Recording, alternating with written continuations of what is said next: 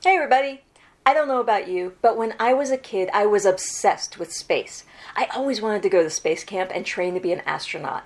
And while that never quite worked out, thanks Mom, my fascination with the stars never went away, and the idea of being the first to discover a new planet in the night sky is unbelievably exciting. But can this app-driven deduction game give us a taste of that experience? Why don't you join us and find out in The Search for Planet X?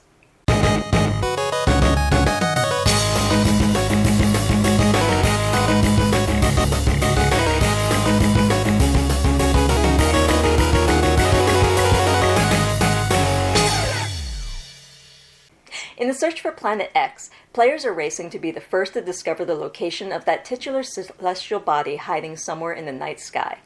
The game makes use of an app to manage doling out info to the players as they set out on their search.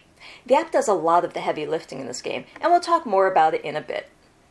On each player's turn, they will decide which action they'll take, including surveying for a type of celestial object, scanning a particular sector of the sky, advancing a research topic, or trying to guess the location of Planet X. Each action costs a certain amount of time, and it is the player furthest back on the time track who will take the next turn. Planet X isn't the only thing up there for players to find. Comets, gas clouds, dwarf planets, and asteroids are all worth points when discovered.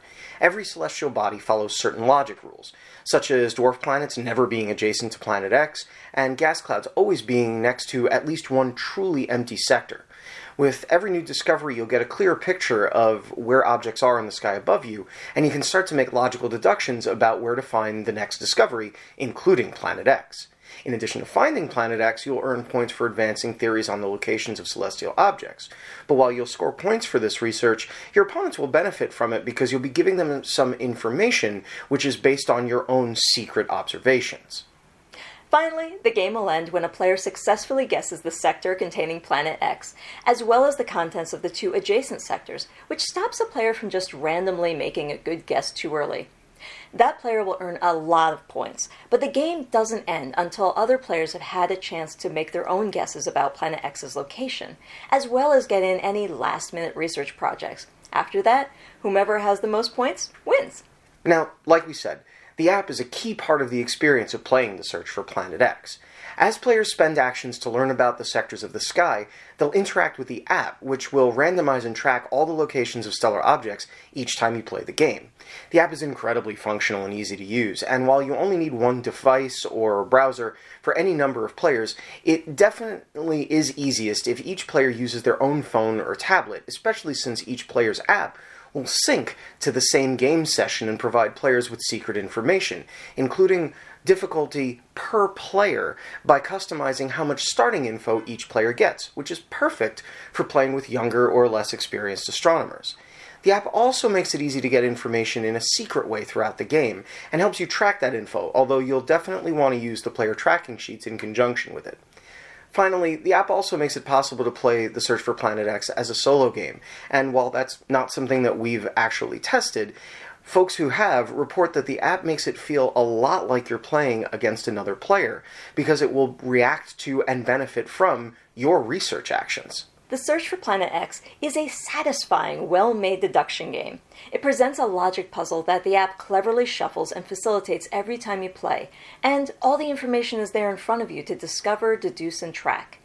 And all of that makes for a very particular kind of gameplay experience. The Search for Planet X has a very limited player interaction. Beyond benefiting from tracking what sort of objects your opponents have searched for and gleaning some information based on their research, you'll simply have nothing to do with them. And the game is all about thinking through the puzzle. It's not a game that every, or even most groups will be able to play while also chatting and catching up. It's pure logic, and that means that if you make a mistake, it throws off everything, and you might not realize until the very end. And of course, all that means there's a lot of quiet alone time, staring at your phone and tracking sheet, taking as much time as it takes to puzzle out your next best move before the game can proceed. On the other hand, I'll say that personally, I don't really enjoy deduction games very much, and I definitely had a good time with the Search for Planet X. I'm not sure if it's the pure logic of it with no werewolves in sight, or the way the app handles dealing out info, but I was really able to put my mind to the task of unraveling the game, and it really felt satisfying each time I made a solid, logical leap.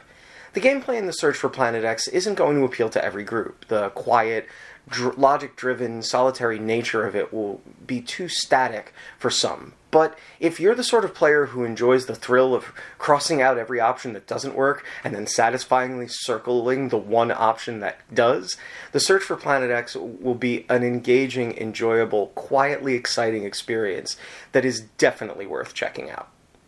Hi, thanks for watching. If you like this video and want to see more, check out either of these playlists. And make sure to hit the G to subscribe and ring the bell for notifications for when we publish. Also, if you like what we do, please consider joining our Patreon. I have links in the description below. Thanks for watching, and I'll see you next game.